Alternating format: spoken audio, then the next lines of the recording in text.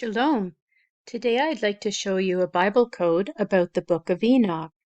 The book of Enoch describes in great detail what the days of Noah were like. When Enoch is mentioned in Genesis chapter 5, it has an Aleph Tau in front of it, and that's how I put it for the access term. It's Aleph Tau Enoch. The Aleph Tau is the first and last letter in the Hebrew alphabet, and it can mean strength of the covenant. When I looked for a translation of Enoch with the Aleph Tau in front of it, the result was, I will educate you. That's interesting because Enoch will educate us about the days of Noah. So Enoch is the access term here, and it's found at a skip of 8,643. The word sefer, or book, is here in this teal lettering, going up at the same skip as the access term. Also, over to the right, we have Enoch here in the red, and book or sefer right above it. So, Book of Enoch. Enoch was a scribe and prophet of Yeshua. Scribe is here in this yellow lettering going up diagonally, right below the access term. Prophet is in this light teal coloring going up diagonal, and it shares the Aleph in the access term. Parts of the Book of Enoch have been found in the Dead Sea Scrolls, which is believed to be the archives of the priestly community who lived in Qumran. This confirms that the Book of Enoch was an important document even in Yeshua's time. The word scrolls is here in this green lettering, the dark green, going over to the right. And archives is starting at the top here with this Aleph, going down 5 letters. And it's exactly parallel to the access term, which means that it's the same letter skip. At the outset of the Book of Enoch, it tells us that it was written for the end times generation, the day of tribulation. We have the day of tribulation. Here is the day in the pink, and it's crossing over the tribulation. The first 2 verses of the Book of Enoch are as follows. The words of the blessing of Enoch, wherewith he blessed the elect and righteous, who will be living in the day of tribulation, when all the wicked and godless are to be removed.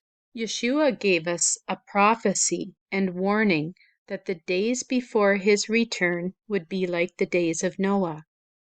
Matthew chapter 24, verse 37 says, But as the days of Noah were, so also will the coming of the Son of Man be. The book of Enoch is prophetic about the future by telling us what happened in the past. The word prophecy is here, starting with this noon, going to the right. And it's interesting that the noon here is the same noon that started the word prophet. So prophet and prophecy start with the same noon. The word warning is over to the right, and it's going to the left. There is a spiritual battle going on right now, and we need to send out a trumpet blast or a teruah to get the troops ready to fight like we've never fought before. We need to know our enemy and not be ignorant of his schemes.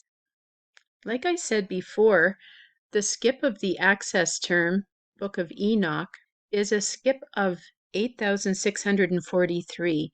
When I looked up in the Strong's Concordance what this number had, it was actually the word teruah, or trumpet call. And here it is right in the top row. Teruah.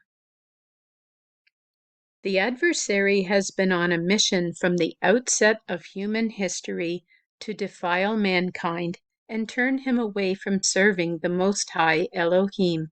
The 200 watcher angels descended on Mount Hermon in the days of Jared and mated with human women, resulting in offspring called the Nephilim. This was a corruption of human DNA. Adversary is here in this orange lettering going up, and Nephilim is in this black going down diagonal, crossing over the access term. One of these giants, or Nephal, came to be known in Greek mythology as Apollo, who is also possibly referred to as Apollyon in Revelation chapter 9, verse 11, the angel of the bottomless pit. Nephal is in this brown lettering, the giant, and Apollo is in this orange lettering going to the left. And if you notice, this Lamed in Apollo is the same Lamed that is in the giant. These 200 fallen angels experienced fatherhood with children being begotten to them. Fatherhood is in this blue lettering going to the left. Children is in the plum going up. And begotten starts with this pink letter and goes up. These Nephilim were an abomination to Yeshua. Their quest against mankind was global, and they almost completely wiped out the pure genetic line of humanity. Abomination is here in this mauve color, crossing over the access term. And conquest is in this same line that had archives, and it starts here with this calf and goes down 5 letters. And the word global is here in this purple, going to the left. This went on from the days of Jared down to Noah's time, about 300 or 400 years. But the Bible tells us that Noah was found perfect in his generation. In the subsequent judgment, which came as a cataclysm in the form of a worldwide flood, the Nephilim were destroyed and annihilated, but Noah and his family were spared. The word cataclysm or annihilation is here in this plum lettering going down. In these last days, Yeshua, the Creator, is restoring many truths to his people, including the beauty and importance of the Hebrew language, the language of creation. The word creator is here in this light green, going across to the right. And the word Hebrew is right below where book of Enoch was. Zephaniah chapter 3 verse 9 says, "For then I will restore to the peoples a pure language, that they may call on the name of Yeshua to serve him with one accord." I believe that pure language is Hebrew.